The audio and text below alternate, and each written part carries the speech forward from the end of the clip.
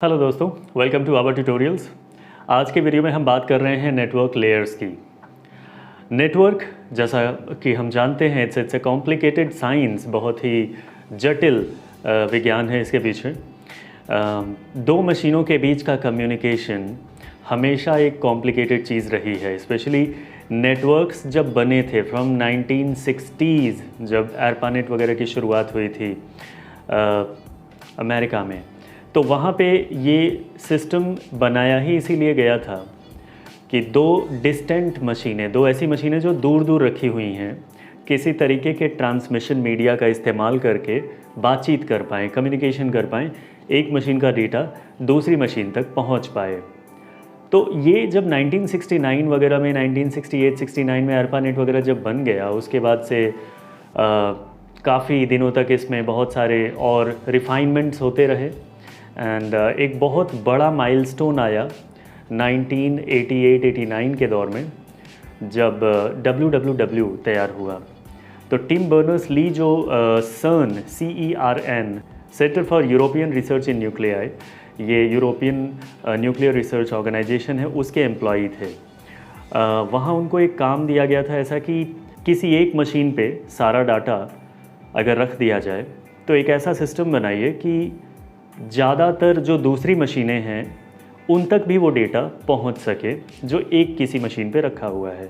तो यहाँ से एक WWW जैसे सिस्टम का ईजाद हुआ और इस तरीके से ये टेक्नोलॉजी और ज़्यादा इम्प्रूव होती चली गई। So I mean Tim Berners-Lee is known as the father of WWW, the father of the entire web world।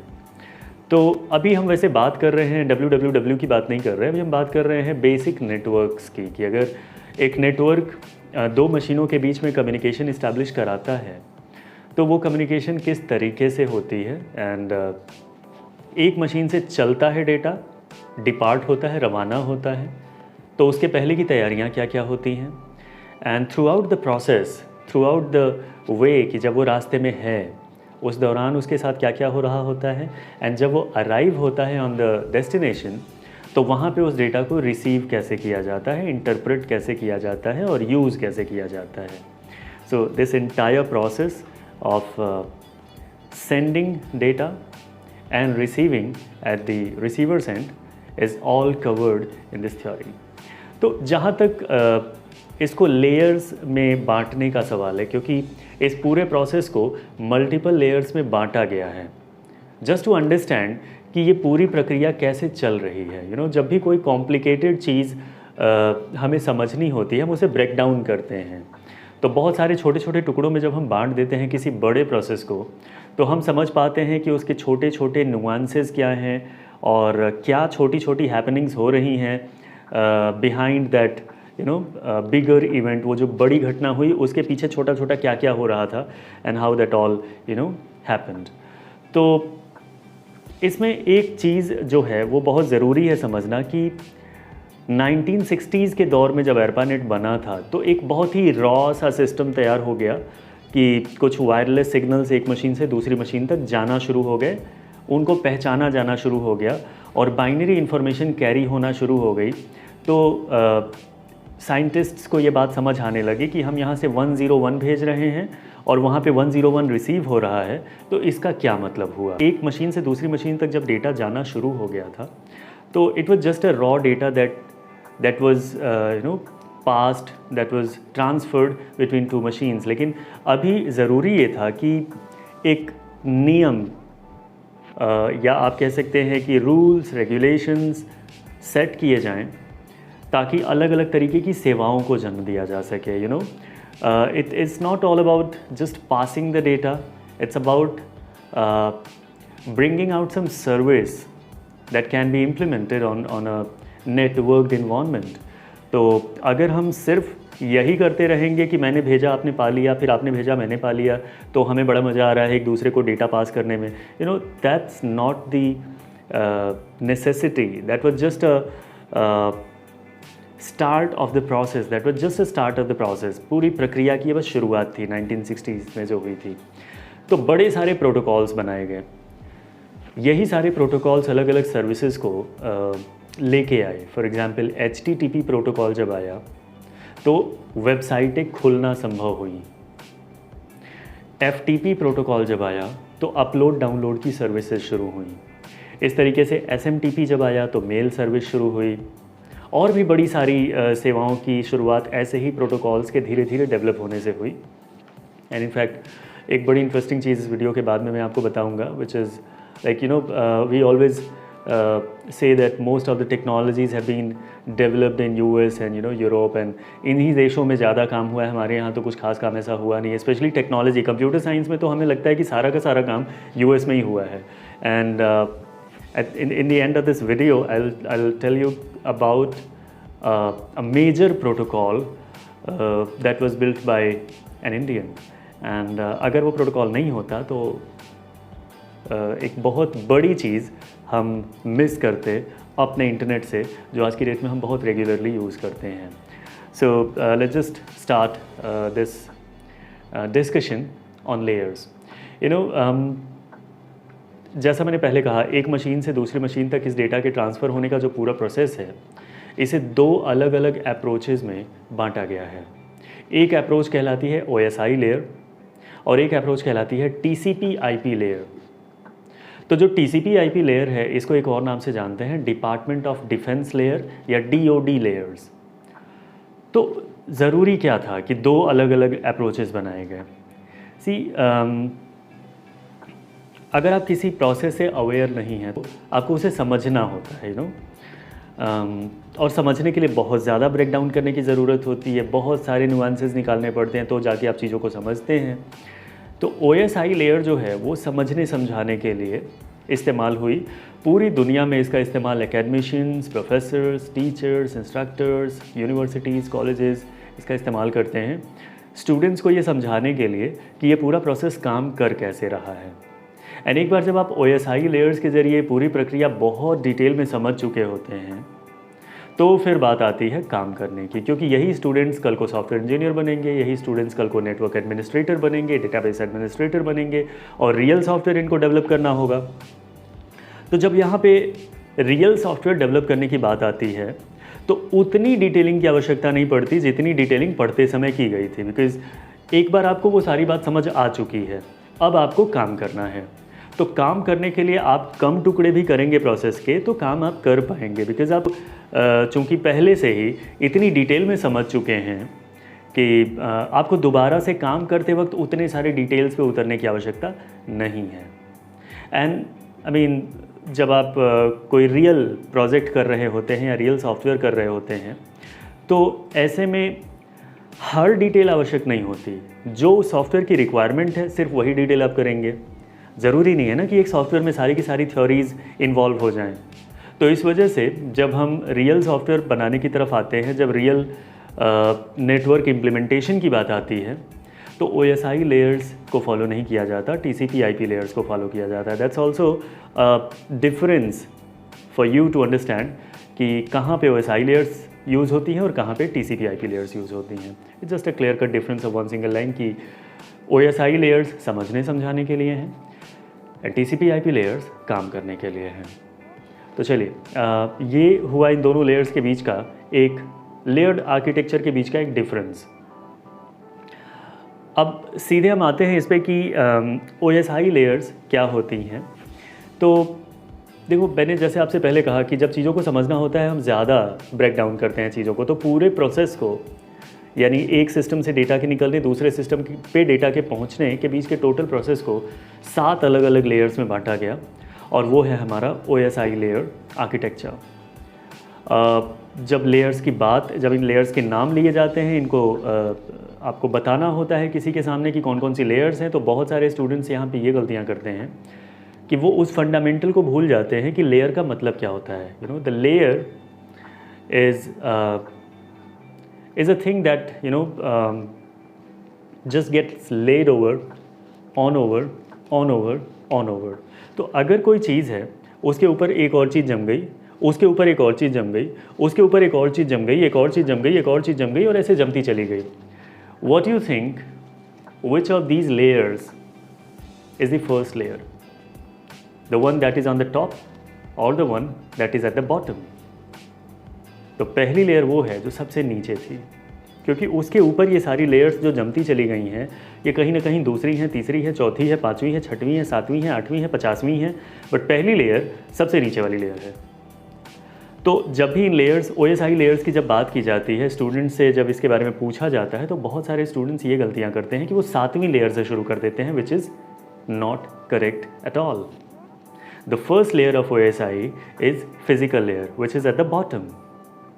Physical layer के ऊपर आती है डेटा लिंक लेयर जिसको आप लेयर 2 कहते हैं, उसके ऊपर आती है नेटवर्क लेयर जिसको आप लेयर 3 कहते हैं, उसके ऊपर आती है ट्रांसपोर्ट लेयर जिसको आप लेयर 4 कहते हैं, फिर आती है सेशन लेयर जिसको आप लेयर 5 कहते हैं, फिर आती है प्रेजेंटेशन लेयर जिसको आप लेयर 6 कहते हैं, and then comes application layer जिसको आप लेयर 7 कहते हैं।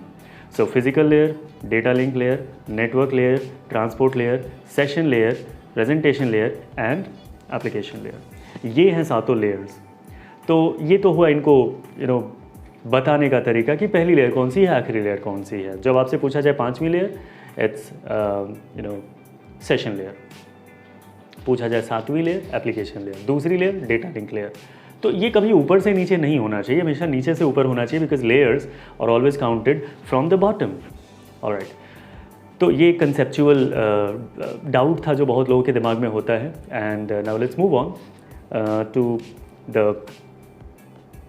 to the things that happen on each and every layer। अब देखो यहाँ बहुत इंटरेस्टिंग ये है कि जब इन लेयर्स की कार्य प्रणाली जब समझना होता है, जब इनको समझना होता है कि कौन सी लेयर पे क्या काम हो रहा है, तो आपको दोनों पर्सपेक्टिव्स लेके चलने होते हैं, सेंडर एंड रिसीवर। सेंडर की मशीन पे ये layers from top to bottom traverse होती हैं, एंड रिसीवर की मशीन पे from bottom to top traverse होती हैं। मतलब ये हुआ कि जब आप डेटा भेज रहे होते हैं, you are on the sender's machine. Sender की मशीन पे एप्लीकेशन लेयर से काम शुरू होता है, एप्लीकेशन से प्रेजेंटेशन, प्रेजेंटेशन से सेशन, सेशन से ट्रांसपोर्ट, ट्रांसपोर्ट से नेटवर्क, नेटवर्क से data link layer, data link layer से फिजिकल लेयर।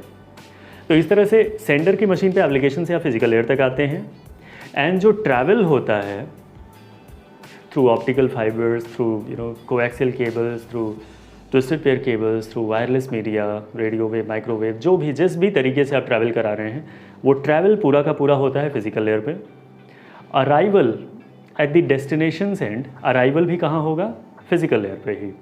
एंड अराइवल जब फिजिकल लेयर पे होगा डेस्टिनेशन की तरफ, तो वहाँ से फिर वो एक एक लेयर ऊपर चढ़ता चला जाएगा, एंड एप्लीकेशन लेयर पे वैसे ही पहुँच जाएगा जैसे यहाँ एप्लीकेशन लेयर से बात शुरू हुई थी। अब इसको लेके आते हैं एक एग्जाम्पल पे, एंड एग्जाम्पल के ज़रिए ही इसको समझना सबसे बेहतर तरीका है मेरे व्यू में। तो कोई एक एग्जाम्पल ले लेते हैं। Let's take an example of simple WhatsApp message. तो आप अपने फ़ोन पे व्हाट्सएप मैसेज पहले टाइप करते हो, right? So for typing the message you open an application in your phone, right? तो आप अपने फ़ोन के अंदर एक एप्लीकेशन ओपन करते हो जिसके अंदर किसी का चैट होगा, उसके अंदर जा कर के आप चीज़ों को टाइप करोगे, right? That's the way to start. तो चलो, आपने व्हाट्सएप खोला, व्हाट्सएप के अंदर आपने टाइप करना शुरू किया। You are typing the message, you are preparing the message, you are composing it, आप इसको बना रहे हो। ये चीज़ हो रही है सेंडर्स की मशीन पे, यानी सेंडर्स एंड पे, and on the application layer, at the application layer, right? Application layer पे कंपोज किया जाता है data. The very data that has to pass is composed at the application layer on the sender's end, okay? तो sender's के end पे application layer पे data आपका compose हो रहा है। When you are typing, you are on the application layer. Type कर लिया, उसके साथ इमेजेस, वीडियोस और भी बहुत कुछ अटैच करना था, सब कर लिया। Everything is being on the application layer. Then you click on that send button, and you might have noticed कि जब आप सेंड बटन पे टैप करते हो तो व्हाट्सएप आपको 3 तरीके के नोटिफिकेशंस देता है। First, it gives you a single tick, single grey tick that refers की मैसेज गया। Then it turns into a double grey click, जिसका मतलब होता है कि मैसेज पहुंच गया। And then it turns into double blue ticks, जिसका मतलब है कि वहाँ पे उसे सीन कर लिया गया, पढ़ लिया गया, रिसीवर ने उसे देख लिया, राइट?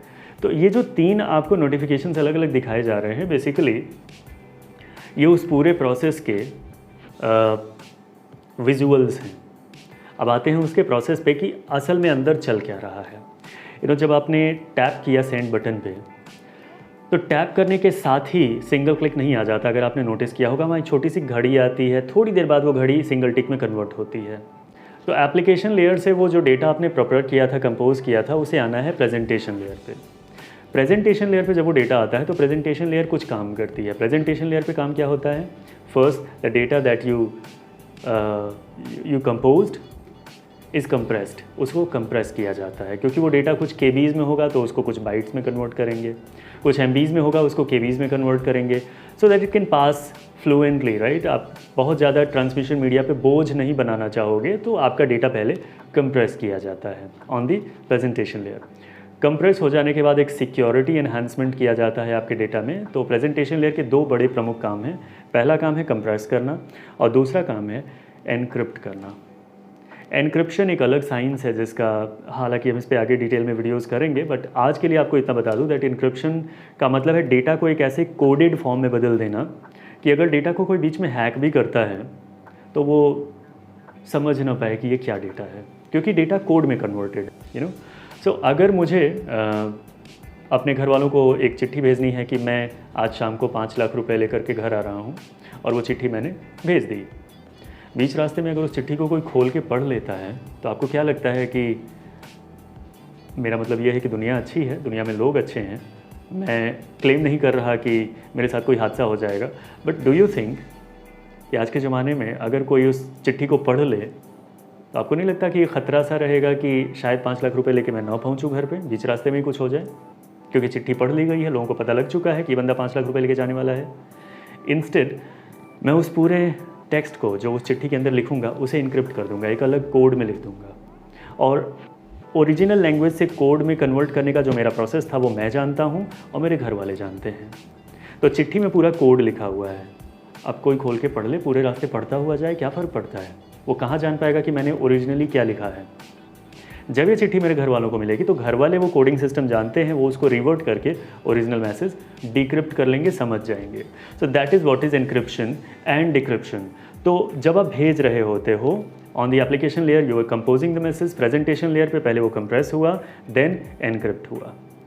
दोनों चीज़ें हो जाने के बाद डेटा आता है सेशन लेयर पे। सेशन लेयर एक सेशन डिज़ाइन कर देती है दैट इतनी देर में ये डेटा सेंडर से रिसीवर तक पहुंच जाना चाहिए। सेशन लेयर का बस इतना सा काम है कि वो एक सेशन डिज़ाइन कर देती है कि ये जो डेटा है that must be reaching to the receivers and during this time interval. उससे ज़्यादा टाइम लगा करके उसे नहीं पहुंचना है, उसके अंदर ही पहुंचना है, एंड इंश्योर किया जाता है कि डेटा उतनी देर में पहुंच जाए। अगर डेटा उतनी देर में नहीं पहुंचता है, उससे ज़्यादा देर लगा के पहुंचता है तो क्या होगा, इस पर हम आगे बात करेंगे। बट अभी के लिए जो हम बात कर रहे हैं कि एप्लीकेशन लेयर पे आपने कंपोज किया, प्रेजेंटेशन लेयर पे कंप्रेस हुआ प्लस इनक्रिप्ट हुआ, एंड देन आप गए सेशन लेयर पे। तो सेशन लेयर पे एक सेशन डिज़ाइन हुआ कि डेटा को सेंडर से रिसीवर तक इतनी देर में पहुँच जाना है। फिर वो चीज़ आती है ट्रांसपोर्ट लेयर पे। ट्रांसपोर्ट लेयर दो बड़े महत्वपूर्ण काम करती है। पहला काम ट्रांसपोर्ट लेयर ये करती है कि वो आपका जो डेटा कंप्रेस होकर ऊपर से आ रहा है उसको पहले वो पैकेटाइज कराती है, यानी उसके छोटे छोटे पीसेस बनते हैं जिनको पैकेट्स कहा जाता है। अब ये पैकेटाइजेशन पहला काम हो गया ट्रांसपोर्ट लेयर का। तो एक डेटा जो आ रहा था, जो आपने टाइप करके मैसेज लिखा था, उस मैसेज के बहुत सारे टुकड़े कर लिए गए। अब वो सारे के सारे टुकड़े कर लेने के बाद ट्रांसपोर्ट लेयर एक और बहुत महत्वपूर्ण काम करती है। वो डेटा का नेचर देखते हुए ये डिसाइड करती है कि इसको किस तरीके से पहुंचाना है रिसीवर एंड तक। दो तरीके होते हैं डेटा को पहुंचाने के। एक तरीका वो होता है जिसमें पहले से ही एक पाथ इस्टेब्लिश कर दिया जाता है from the source till the destination, और सारे के सारे पैकेट वही प्री डिसाइडेड पाथ यूज़ करते हैं। कोई पैकेट कोई दूसरा रास्ता यूज़ नहीं करता। सारे के सारे, अब वो चाहे 2 पैकेट हों या 2 लाख पैकेट हों, 2 करोड़ पैकेट्स हों, सारे के सारे वही एक प्री डिसाइडेड पाथ फॉलो करता हुआ डेस्टिनेशन तक पहुंचेंगे। और एक होता है दूसरा तरीका जिसमें किसी भी पैकेट को कोई प्री एस्टैब्लिश पाथ नहीं दिया जाता, सभी पैकेट्स को डेस्टिनेशन का पता चिपका दिया जाता है और कहा जाता है कि जाओ। अब सभी पैकेट्स अपना अपना रास्ता लेते हैं, तो कोई शॉर्ट रास्ते से जाता है, कोई लॉन्ग रूट से जाता है, कोई कंजेस्टेड रास्ते से जाता है, कोई बहुत ही वेकेंट रास्ते से जाता है। तो अल्टीमेटली उनको डेस्टिनेशन तक पहुंच जाना है। अब जो मैंने आपसे बात कही थी कि डेटा का नेचर समझते हुए ये डिसीजन लिया जाता है कि प्री एस्टैब्लिश्ड पाथ वाले तरीके से भिजवाना है या फिर ओपन एंडेड तरीके से भिजवाना है कि जिसको जहाँ मर्जी जिधर से जाना है जाओ। ये डेटा का नेचर इस तरह से समझा जाता है कि जो डेटा पहुँचना है या जो डेटा भेजा जा रहा है वो दो तरीक़ों का हो सकता है।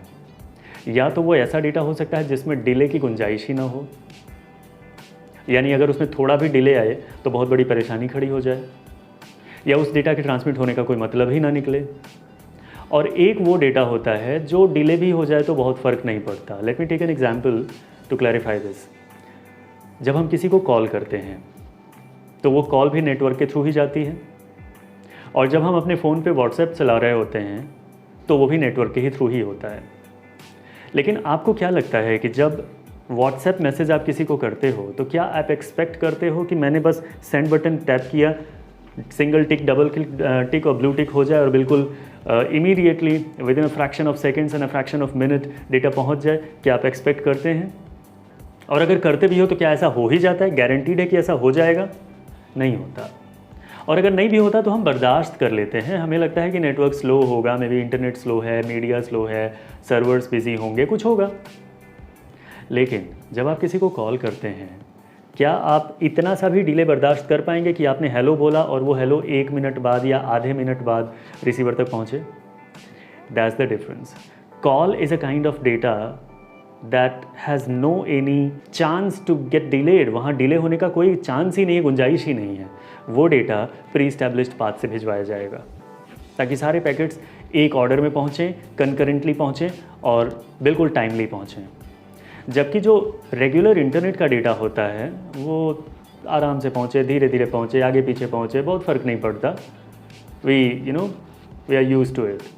सो ट्रांसपोर्ट लेयर इन दो चीज़ों पे डिसाइड करते हुए तय करती है कि सारे पैकेट्स, पहला काम क्या था? पैकेटाइजेशन। दूसरा काम था ये डिसाइड करना कि डेटा प्री एस्टैब्लिश्ड पाथ से जाएगा या ओपन एंडेड तरीके से जाएगा। अगर प्री एस्टैब्लिश्ड पाथ से जाएगा तो इसे कहते हैं सर्किट स्विचिंग, और अगर बिखरे हुए रास्ते से सारे के सारे पैकेट्स अपना अपना रूट लेकर के जाएंगे अलग अलग रूट से, तो ये कहलाता है पैकेट स्विचिंग। तो ये डिसीजन भी ट्रांसपोर्ट लेयर पे ही होता है। And then it comes to network layer. अब देखो, पैकेटाइजेशन ट्रांसपोर्ट लेयर पे हो चुका है, उनके रास्ते का एक डिसीजन हो चुका है कि प्री एस्टैब्लिश्ड पाथ बनाना है या फिर ओपन एंडेड भेजना है। तो जब नेटवर्क लेयर पे आप आते हैं तो नेटवर्क लेयर पे सभी पैकेट्स को उनका रूट दिया जाता है कि एग्जैक्टली कौन सा पैकेट कौन से रूट से आगे बढ़ेगा। ये राउटिंग एक बहुत ही लॉजिकल प्रोसेस है जो राउटर्स के अंदर कंप्यूटर प्रोग्राम्स के रूप में डाला गया होता है, और जो भी राउटर्स बीच बीच में रास्ते में पड़ते हैं वो अपने तरीके से पैकेट्स को अगले राउटर तक पहुंचने का रूट देते हैं, और इस तरीके से डेटा अमेरिका से हमारे घर तक आ जाता है, क्योंकि रास्ते में हज़ारों लाखों राउटर्स पड़े होंगे। So that's the way. Network layer पे सारे पैकेट्स को रूट्स दे दिए गए। अब बात आती है डेटा लिंक लेयर पे।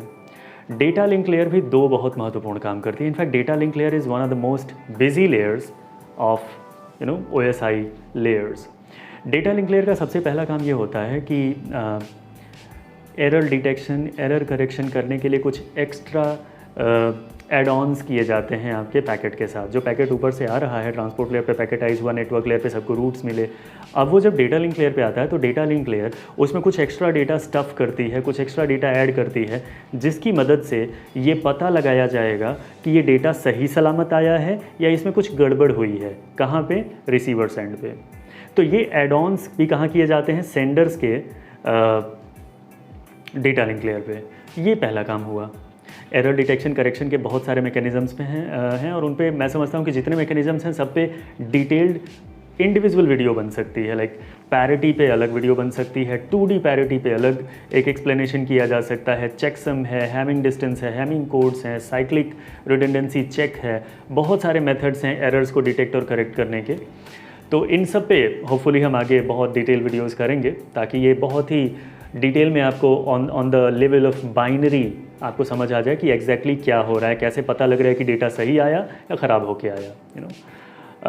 तो अभी हम मोटा मोटी सारे लेयर्स की बात कर रहे हैं, तो वी आर रफली going through all the happenings. Data link layer पे पहला काम हुआ कि उसने एरर डिटेक्शन करेक्शन के लिए कुछ एक्स्ट्रा चीज़ें आपके पैकेट्स के साथ जोड़ी। एंड दूसरा महत्वपूर्ण काम ये होता है कि packet was just a packet, ये एक पीस ऑफ डेटा था। अब उसके साथ जो extra information data link layer add कर रही है वो उस पैकेट के ही तो आगे पीछे कहीं पे ऐड होगी ना, प्लस कहाँ से जा रहा है उसका पता, कहाँ पहुँचना है उसका पता, sender's address, destination address, next immediate destination address, ultimate destination address, वो सारा कुछ जब पैकेट के साथ जोड़ा जाता है तो पैकेट इतना सा था, डेटा लिंक लेयर पे इतना बड़ा हो जाता है। एंड जो इतना बड़ा हो जाता है डेटा लिंक लेयर पे, that is what is called as a frame. तो एक लाइन यूज़ की जाती है ज़्यादातर किताबों में कि डेटा लिंक लेयर पे फ्रेमिंग की जाती है। So what is that framing? Framing का मतलब यही है कि पैकेट के साथ कुछ एक्स्ट्रा इन्फॉर्मेशन ऐड की गई, जैसे पता ऐड किया गया, एरर करेक्शन डिटेक्शन के कुछ कोड्स वगैरह ऐड किए गए, तो वो छोटा सा डेटा बड़ा से एक फ्रेम में कन्वर्ट हो गया। And now this frame goes to the physical layer. Physical layer क्या है? फिज़िकल लेयर बिल्कुल रवानगी वाली लेयर है। फिज़िकल लेयर पे आने का मतलब है डेटा बिल्कुल प्लेटफॉर्म पे आ चुका है, अब बस ट्रेन का इंतज़ार है, ट्रेन आएगी, डेटा उस पर रख दिया जाएगा, ट्रेन जाएगी, डेटा को भी ले जाएगी। So that exactly happens on the physical layer. अब चलिए, डेटा फिज़िकल लेयर पे आ चुका है, फ्रेमिंग हो चुकी है, frames are ready to go. अब इंतज़ार है सिग्नल का, क्योंकि देखो डेटा और सिग्नल में भी ना एक सिग्निफिकेंट डिफरेंस होता है। पहले हम वीडियोस बना चुके हैं इस पर और इस पर बात भी हो चुकी है, डेटा क्या है, सिग्नल क्या है। But let me repeat it again so that you can recall little bit कि क्या डिफरेंस है दोनों में। See, data is a stationary thing. Data एक स्टेशनरी ऑब्जेक्ट है, डेटा ट्रैवल नहीं करता, डेटा स्थिर चीज़ है। Signal is by nature a moving thing. Signal stationary नहीं हो सकता एंड डेटा मूव नहीं कर सकता। तो अगर आपको डेटा पहुंचाना है तो आपको किसी आते जाते सिग्नल को रोकना पड़ेगा, डेटा को उस पर रखना पड़ेगा, एंड सिग्नल जाएगा तो आपके डेटा को भी ले जाएगा। द सेम वे जैसे मैंने आपसे कहा कि हम खड़े हैं प्लेटफॉर्म पे, ट्रेन है, हम तो नहीं मूव करेंगे ना बहुत दूर तक, 2000 किलोमीटर तक हम पैदल तो नहीं जा सकते, भगवान ने हमें पैर दिए हैं, हम खुद भी मूव कर सकते हैं। बट अगर हमें 1000 किलोमीटर जाना है तो हम एक डेटा की तरह ट्रेन पे सवार हो जाएंगे। ट्रेन हमारे लिए सिग्नल है, ट्रेन गई, डेटा को भी ले गई, यू नो, एंड डेस्टिनेशन पे डेटा उतर जाएगा, सिग्नल और आगे बढ़ गया। सिग्नल आती जाती चीज़ है, डेटा को सिग्नल पे रख देते हैं, सिग्नल डेटा को ले जाता है। एंड सिग्नल डेटा को सिग्नल पे रखना is what we call modulation. Signal से डेटा को उतारना is what we call demodulation. This is also very important to know. बहुत आसान भाषा में मैंने आपको ये बात बता दी। अब यूजुअली इसके लिए बहुत कॉम्प्लिकेटेड लैंग्वेज यूज़ की जाती है। डिजिटल से एनालॉग करना मॉड्यूलेशन है, एनालॉग से डिजिटल करना डीमॉड्यूलेशन है। ये सब फाल्सेटो है, सब फाल्स बातें हैं। आई मीन मैं डायरेक्टली इसको डिनाई नहीं कर रहा, क्योंकि बहुत सारे बड़े इस्टेब्लिश्ड ऑथर्स ने भी ये बात लिखी है, तो डिनाइल वाली बात नहीं है। But somehow this is not the true thing. Digital को एनालॉग में बदल देना मॉड्यूलेशन है, एनालॉग को डिजिटल में बदल देना डीमॉड्यूलेशन है। करेक्ट नहीं है ये। करेक्ट बात ये है कि डेटा को सिग्नल पे रख देना ताकि वो जाए, ये मॉड्यूलेशन है। और जब सिग्नल आता है तो उस पर से डेटा को उतार लेना ताकि हम डेटा को यूज़ कर पाएँ, ये डीमॉड्यूलेशन है। सो सिग्नल पे डेटा को रखना इज़ मॉड्यूलेशन, सिग्नल से डेटा को उतारना इज़ डीमॉड्यूलेशन। हमेशा मॉड्यूलेशन सेंडर की साइड पे होता है, डीमॉड्यूलेशन रिसीवर की साइड पे होता है। तो ये काम आपका मॉड्यूलेशन वाला फिजिकल लेयर पे हुआ। एक बार फिर से समराइज़ कर लें। एप्लीकेशन लेयर पे आपने डेटा प्रिपेयर किया, प्रेजेंटेशन लेयर पे कंप्रेशन हुआ, एनक्रिप्शन हुआ, सेशन लेयर पे एक सेशन डिज़ाइन हुई, ट्रांसपोर्ट लेयर पे पैकेटाइजेशन हुआ, प्लस ये डिसाइड हुआ कि डेटा इस्टेब्लिश्ड पाथ से जाएगा या ओपन एंडेड तरीके से जाएगा। नेटवर्क लेयर पे आए तो सारे पैकेट्स को उनके रूट दिए गए। डेटा लिंक लेयर पे आए तो फ्रेमिंग की गई जिसमें एडिशनल डेटा उसके साथ जोड़ा उड़ा गया। एंड फिजिकल लेयर पे जब वो आया तो एक बढ़िया सा सिग्नल जो उतनी दूरी तक पहुंच सके उस पर डेटा को रखा गया, सिग्नल डेटा को ले गया। अब ये जो सिग्नल है ये कोई इलेक्ट्रिकल सिग्नल भी हो सकता है जो किसी ट्विस्टेड पेयर केबल या कोई एक्सियल केबल के अंदर चल रहा हो।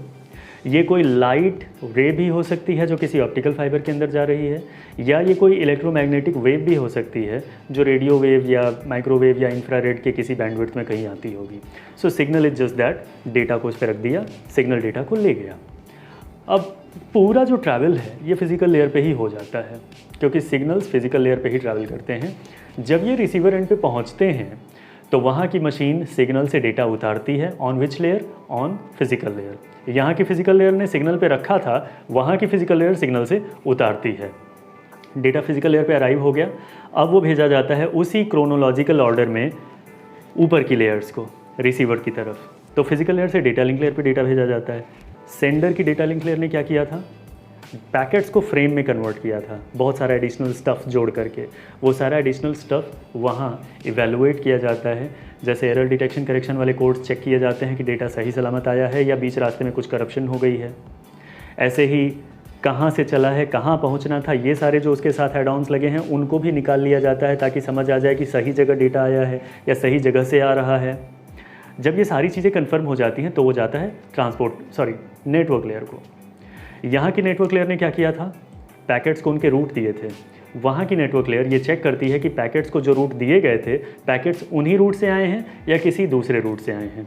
अगर पैकेट किसी दूसरे रूट से आए हैं तो उनको वहीं से डिस्कार्ड किया जाएगा, डेटा एप्लीकेशन लेयर तक पहुँचेगा ही नहीं और रिसीवर को सही मायने में डेटा प्राप्त होगा ही नहीं। ओके, मान लेते हैं कि नेटवर्क लेयर से भी डेटा पास हो गया, ट्रांसपोर्ट लेयर पे गया। ट्रांसपोर्ट लेयर, यहाँ की ट्रांसपोर्ट लेयर ने क्या किया था, पहला पैकेटाइजेशन, दूसरा ये डिसीजन कि पैकेट्स को प्री एस्टैब्लिश्ड पाथ से जाना है या ओपन एंडेड तरीके से। तो knowing the nature of data, destination की ट्रांसपोर्ट लेयर ये चेक कर लेती है कि डेटा प्री एस्टैब्लिश्ड पाथ से आया है या ओपन एंडेड तरीके से आया है। एंड देन दूसरा काम क्या होता है, यहाँ पैकेटाइजेशन हुआ था तो वहाँ सारे पैकेट्स को असेंबल करके एक डेटा चंक तैयार कर लिया जाता है। देन वो चीज़ जाती है सेशन लेयर को। यहाँ की सेशन लेयर ने क्या किया था, एक सेशन डिज़ाइन किया था कि इतनी देर में डेटा को वहाँ पहुँच जाना है। वहाँ की सेशन लेयर यही चीज़ चेक करती है कि डेटा उतनी ही देर में आया है या उससे ज़्यादा समय लगा के आया है। अगर उससे ज़्यादा समय लगा के आया है तो ये सेशन एक्सप्लॉइटेशन का मामला है और डेटा रिसीव नहीं किया जाएगा, वहीं से डिस्कार्ड किया जाएगा, एप्लीकेशन तक नहीं पहुँचेगा। एंड चलो ठीक है, मान लेते हैं कि डेटा बिल्कुल सही ड्यूरेशन में आया है, तो वो चीज़ आती है प्रेजेंटेशन लेयर को। यहाँ की प्रेजेंटेशन लेयर ने दो महत्वपूर्ण काम क्या किए थे, कंप्रेशन, एनक्रिप्शन। तो यहाँ की प्रेजेंटेशन लेयर डिक्रिप्ट करेगी प्लस डीकम्प्रेस करेगी और इस तरीके से एप्लीकेशन लेयर को वो डेटा उस रूप में प्राप्त होगा जिस रूप में यहाँ की एप्लीकेशन लेयर ने प्रिपेयर किया था। This is how you send and I receive, and this is how I send and you receive. This happens through out any network, through out any kind of communication, digital communication. अब ये WhatsApp का example ले लो, mail का example ले लो, या Facebook का example ले लो, Gmail की दुनिया में जितना भी इंटरनेट सर्विस चल रही है, सारी इंटरनेट सर्विसेज OSI लेयर्स के इस डिटेल प्रोसेस को ही फॉलो करती है। इनफैक्ट OSI लेयर क्या है, नेटवर्क पहले बना था ना, OSI लेयर बाद में बनी है। OSI लेयर बेसिकली बनाई है ISO, IEEE, IAB, IETF जैसी संस्थाओं ने। ये संस्थाएं दुनिया की ऐसी प्राइम ऑर्गेनाइजेशंस हैं जो ये तय करती हैं कि इंटरनेट की दिशा दशा क्या होनी चाहिए, इंटरनेट किस दिशा की तरफ जा रहा है, इंटरनेट में और नया क्या होना चाहिए, टेक्नोलॉजी किधर मूव करेगी एंड ऑल ऑफ दैट। तो इन लोगों ने मिलकर एक तय किया कि भाई एक सिस्टम बन गया कि डेटा यहाँ से वहाँ पास हो सकता है। अब चलो इसको आम भाषा में लोगों की समझ आए, इसके लिए इसको ब्रेक डाउन करते हैं और एक लेयर्ड आर्किटेक्चर बना देते हैं। That is what is OSI। And now if you talk about the second layer architecture which is TCP/IP, तो वो कुछ नहीं है, मैं बस 2 मिनट में उसे ख़त्म करता हूँ। देखो काम तो वही है, दो मशीनों के बीच में कम्युनिकेशन। आप चाहे 50 टुकड़ों में तोड़ के समझो या 5 टुकड़ों में तोड़ के समझो, घटना तो चेंज नहीं होगी ना, काम तो वही हुआ। तो TCP/IP लेयर्स इस पूरे घटनाक्रम को 7 लेयर्स में नहीं, सिर्फ 4 लेयर्स में बांटती हैं।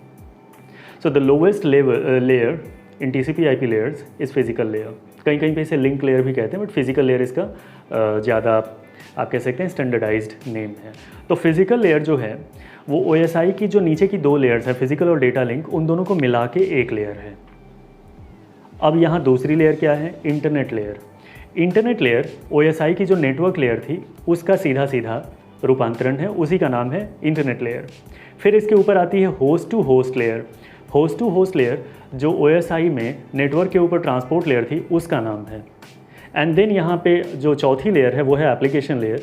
तो एप्लीकेशन लेयर जो वहाँ की टॉप 3 लेयर्स हैं, सेशन, प्रेजेंटेशन एंड एप्लीकेशन, उन तीनों को मिला के यहाँ एप्लीकेशन लेयर है। सो यही डिफरेंस है OSI एंड TCP/IP में, काम वही है, उसको समझने का तरीका अलग है। एंड जो मैंने आपसे पहले कहा था, समझने समझाने के लिए पूरी दुनिया में OSI लेयर्स इस्तेमाल होती हैं, काम करने के लिए TCP/IP layers. So that's all about this layered architecture. I hope आपको बहुत डिटेल में समझ आया होगा दैट एक नेटवर्क कम्युनिकेशन चलता कैसे है। ओके, तो अब बात करते हैं उस इम्पॉर्टेंट फैक्ट की जिसके बारे में मैंने आपसे कहा था कि हम वीडियो के लास्ट में बात करेंगे। And that's very important. I mean बहुत लोगों को ये गलत फहमी है कि कंप्यूटर साइंस एंड टेक्नोलॉजी के ज़्यादातर जो डेवलपमेंट्स हुए हैं, इन्वेंशंस हुए हैं, वो सारे यूएस में हुए हैं या फिर दूसरी डेवलप्ड कंट्रीज़ में हुए हैं, इंडिया में कुछ खास ऐसा नहीं हुआ है। तो ये गलत है। Let me first say that कि ये गलत है। आज की दुनिया में लोगों को दिखता है कि लगभग सारे CEOs सिलिकॉन वैली के ज़्यादातर इंडियंस हैं। एडोब का CEO इंडिया के हैं, शांतनु नारायणन, सत्या नडेला माइक्रोसॉफ्ट, सुंदर Pichai alphabet, and Ajay Banga master card, Indira Nooyi PepsiCo. Silicon valley, PepsiCo थोड़ा अलग है, बट सिलिकॉन वैली के ज़्यादातर जो CEOs हैं आज की डेट में वो इंडियंस हैं। बट ये आज की रियलिटी है। आज के अगर आप 20 साल, 25 साल, 30 साल पीछे चलें, जब इंटरनेट ऑलमोस्ट अपने चाइल्डहुड में था, उस टाइम पे भी इंडियंस ने कुछ बहुत बड़े बड़े काम किए थे। The fact that I am talking about in this video is about a protocol that had changed our lives. हमारी ज़िंदगी में क्या होता अगर अपलोड डाउनलोड जैसी सर्विसेज नहीं होती। Just think about that. सोच के देखो कि अपलोड डाउनलोड जैसी सुविधा अगर नहीं होती, हमारी दुनिया में क्या चल रहा होता। अपलोड डाउनलोड की ये सर्विस जिस प्रोटोकॉल की वजह से हम यूज़ कर पा रहे हैं, उस प्रोटोकॉल का नाम है FTP, file transfer protocol. And this file transfer protocol was written solely by Abhay Bhushan, who is from Allahabad in UP, in Uttar Pradesh, Prayagraj. तो प्रयागराज के रहने वाले अभय भूषण ने IIT कानपुर से इन्होंने पढ़ाई करी है और इन्होंने अपना बीटेक कानपुर से करने के बाद सिलिकॉन वैली की कंपनीज़ ज्वाइन की थी, एंड वहाँ जाकर के इन्होंने FTP प्रोटोकॉल तैयार किया था, which led over a path to establish technologies like upload and download. अब आप समझ सकते हैं कि इतना महत्वपूर्ण प्रोटोकॉल जो इंटरनेट का बैकबोन है, ऑलमोस्ट बैकबोन है। मैं दो प्रोटोकॉल्स को इंटरनेट का बैकबोन मानता हूँ, HTTP एंड FTP। ये दोनों प्रोटोकॉल नहीं होते तो शायद इंटरनेट नहीं होता। That's my opinion. इंटरनेट अगर होता भी तो एटलीस्ट ये www जैसी सेवाएं तो नहीं होती अगर ये दोनों प्रोटोकॉल्स नहीं होते। HTTP ऑब्वियसली वेबसाइट्स एक्सेस करने के लिए एक सर्विस है, एंड FTP फाइलें एक मशीन से दूसरी मशीन तक पहुंचाने की एक सर्विस है। So FTP was developed by Abhay Bhushan, and that was the fact that I wanted you to know, and explore करो। बहुत कुछ ऐसी जानकारियाँ मिलेंगी। इंडियंस ने बहुत बड़े बड़े काम किए हैं। Thank you.